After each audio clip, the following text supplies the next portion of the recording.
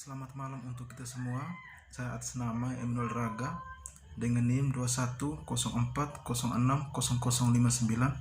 dari kelas Agroteknologi 5. Di sini saya akan menjelaskan tentang perbedaan sel eukariotik dan sel prokariotik beserta fungsi dan gambarnya masing-masing. Baik, langsung saja. Yang pertama, sel eukariotik adalah sel yang memiliki organel dilapisi membran sel. Eukariotik memiliki membran plasma, sitoplasma, ribosom, nukleus, dan berbagai organel yang terikat membran serta beberapa kromosom yang berbentuk batang. Kromosom terdiri atas asam deoksiribonukleot yang membentuk kompleks dengan sejumlah protein dan jumlah protein lebih dari satu. Kelompok mikroorganisme ini mempunyai nukleus sejati.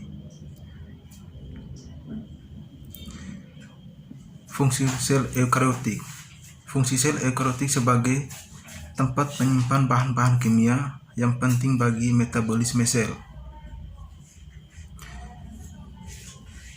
Gambar sel eukariotik.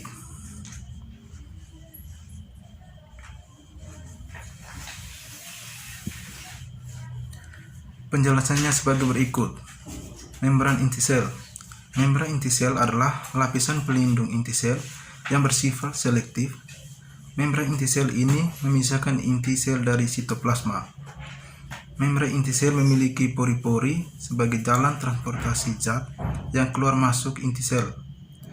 Membran inti sel tersusun atas karbonhidrat, protein, dan lemak. Yang kedua, nukleus. Nukleus adalah inti sel tempat terdapatnya kromosom yang tersusun dari materi genetik DNA. Kromosom yang dimiliki oleh eukariotik tidak dimiliki oleh prokariotik. Ribosom. Ribosom adalah organel sel yang berfungsi sebagai tempat berlangsungnya sistem protein. Ada dua macam ribosom, yaitu ribosom yang menempel pada membran retikulum endoplasma dan ribosom yang berada di dalam sitoplasma. Retikulum endoplasma adalah serangkai membran yang berkumpul dan membentuk semacam kantung. Mitokondria.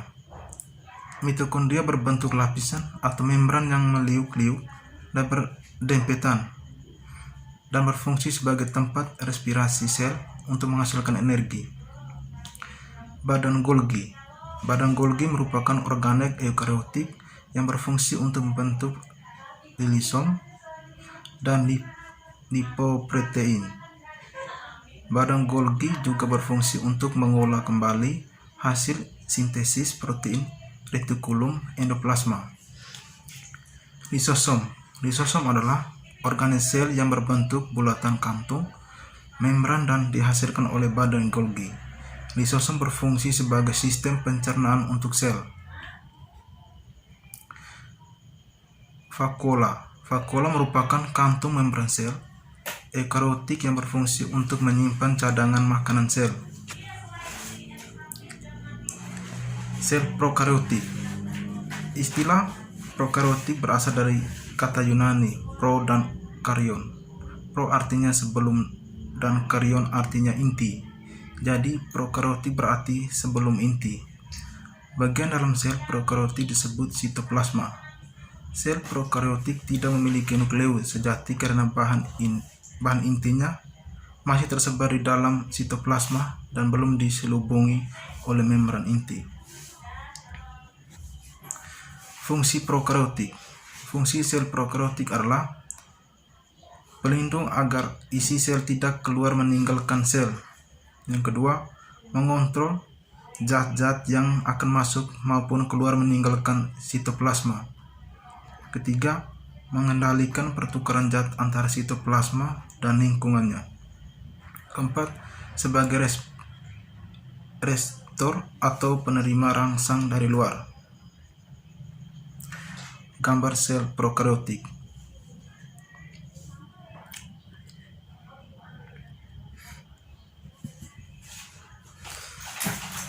Struktur penjelasan sebagai berikut. Membran plasma. Membran plasma adalah membran biologis yang memisahkan bagian dalam sel dengan lingkungan luar. 2. Sitoplasma. Sitoplasma adalah bagian berbentuk cairan yang ada di dalam membran plasma. 3. Ribosom. Ribosom adalah bagian yang sangat kecil yang berfungsi untuk sintesis protein. 4. Materi genetik.